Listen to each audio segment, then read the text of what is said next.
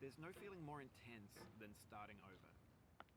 If you deleted your homework the day before it was due, as I have, or if you left your wallet at home and you have to go back after spending an hour in the commute.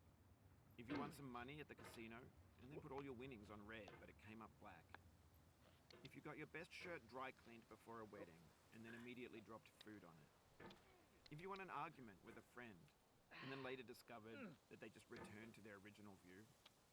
Starting over is harder than starting up. If you're not ready for that, like if you've already had a bad day, then what you're about to go through might be too much. Feel free to go away and come back. I'll be here.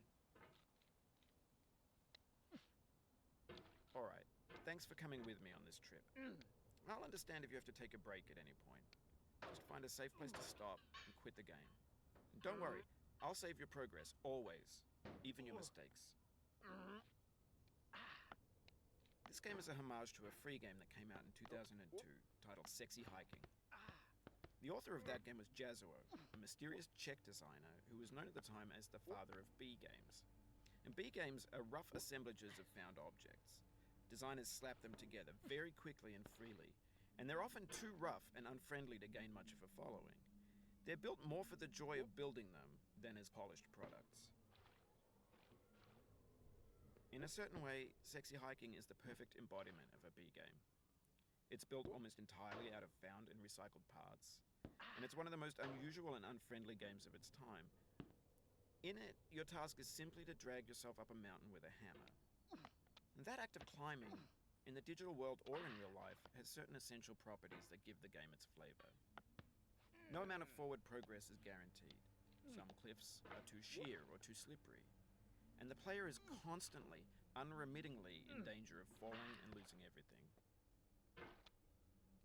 Anyway, when you start Sexy Hiking, you're standing next to this dead tree that blocks the way to the entire rest of the game. It might take you an hour to get over that tree, and a lot of people never got past it.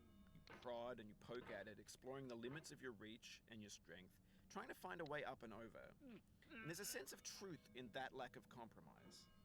Most obstacles in video game worlds are fake. You can be completely confident in your ability to get through them once you have the correct method or the correct equipment or just by spending enough time. In that sense, every pixelated obstacle in Sexy Hiking is real. The obstacles in Sexy Hiking are unyielding, and that makes the game uniquely frustrating. But I'm not sure Jazuo intended to make a frustrating game. The frustration is just essential to the act of climbing, and it's authentic to the process of building a game about climbing. A funny thing happened to me as I was building this mountain. I'd have an idea for a new obstacle, and I'd build it, test it, and it would usually turn out to be unreasonably hard. But I couldn't bring myself to make it easier. It already felt like my inability to get past the new obstacle was my fault as a player rather than as a builder. Imaginary mountains build themselves from our efforts to climb them, and it's our repeated attempts to reach the summit that turns those mountains into something real. When you're building a video game world, you're building with ideas, and that can be like working with quickset cement. You mold your ideas into a certain shape that can be played with, and in the process of playing with them, they begin to harden and set until they're immutable, like rock. And at that point, you can't change the world, not without breaking it into pieces and starting fresh with new ideas. For years now, people have been predicting that games would soon be made out of prefabricated objects, bought in a store and assembled into a world. And for the most part, that hasn't happened, because the objects in the stores are trash. I don't mean they look bad or that they're badly made, although a lot of them are. I mean they're trash in the way that food becomes trash as soon as you put it in the sink. Things are made to be consumed and used in a certain context, and once the moment is gone, they transform into garbage. In the context of technology, those moments pass by in seconds.